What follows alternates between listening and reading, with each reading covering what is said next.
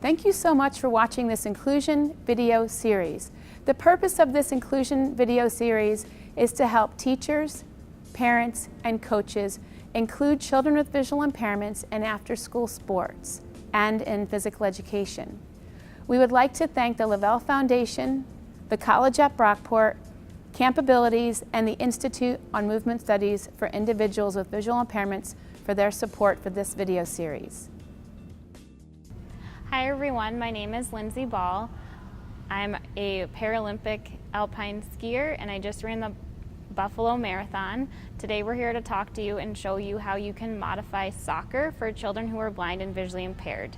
Soccer is actually a sport that's really common for children who are blind and visually impaired to play, and it's also a Paralympic sport. So here we are to show you some of the simple modifications that you can make to include the children in your class who are blind or visually impaired and who may play sports after school. Tip 1. Field orientation. Tactile boards are an effective way to teach a child with VI the field orientation, providing the child with the concepts of the field, including sidelines, the center, and the goals. Here, Jason is feeling the tactile board for soccer. Tip 2. Goal orientation. After walking the perimeter of the field with the student with VI, make sure that you let him or her feel the height and the width of the soccer goal.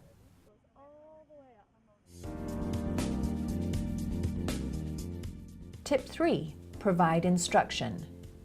Teach game objectives, rules, and definitions of game-specific skills, such as dribbling, passing, and shooting. Tip 4. Teach whole, part, whole. Teach the whole game before breaking down the game into parts. This means the whole game itself and the skills involved. For example, to teach a student with VI to dribble, have a peer dribble the ball and explain using clear and concise language what the peer is doing so the student with VI understands the concept of dribbling. In the same sense, have the class play a soccer game and provide a step-by-step description of what is happening on the field so the student learns what soccer looks like before you teach him or her the component parts. Once the child understands the game, then she or he is ready to learn the skills used in the game and will soon be on the road to participation. Tip 5. Teach physical guidance. Physical guidance is when the instructor or a peer moves the child through the motions so the child with VI knows what to do for a skill. Always ask the child permission before touching him or her. Tip 6. Teach tactile modeling. Tactile modeling is when the student with VI feels the instructor or a peer go through the motions so she or he knows what to do for the skill.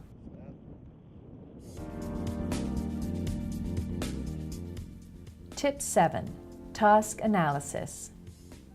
Task analysis is breaking down the skill into component parts so that the student with VI learns each part and how each part flows from one movement to the next. The example here is dribbling. Notice that the student starts out dribbling slowly while walking. Next, the student picks up their speed to dribble through the cones at a jogging pace and continues to increase the pace to a run as his skill level increases.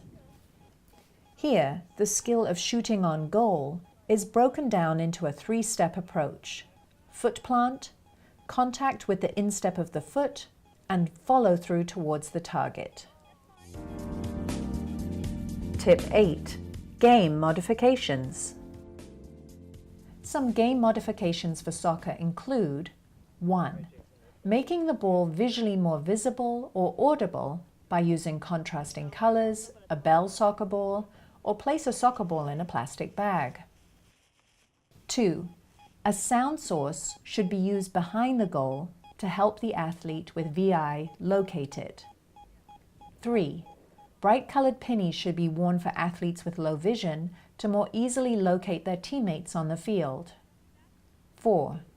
Verbal or audio, such as clapping, assistance, should be used for directional indicators. 5. A human guide could also be used in the game. Tip 9. Game announcing. Always have an announcer for games so the student with VI knows what is happening during a game. Tips for teaching children who are deaf-blind. 1. Determine the best way to communicate before and during the activity, which may be tactile signs or tactile cues. 2. Ensure the student knows all terms associated with the sport. 3. Teach them the concepts of the game with the relevant signs. 4. Explain the signs and names of all equipment, scoring, and strategies. 5. Ensure they have clear communication during the activity. If you have a child who excels at soccer, he or she can be eligible to play five-a-side soccer, which is a Paralympic sport. The United States is working on putting together a team. Please contact the United States Association for Blind Athletes if you would like more information. With few modifications, you can include all children in soccer. Support for this video provided by the Lavelle Fund for the Blind, the College at Brockport, Campabilities, the Institute for Movement Studies for Individuals with Visual Impairments, and the American Printing House for the Blind. Special thanks to all the talent who made this video possible. Executive Producer, Dr. Lauren J. Lieberman. Content Specialist and Script Writers, Dr. Melanie Perot, Dr. Pamela Highback Beach, Dr. Kathy Houston Wilson, Tristan Pierce, Lindsay Ball. Narrator, Ruth Childs. Video producer, Anne M. Giralico Perlman.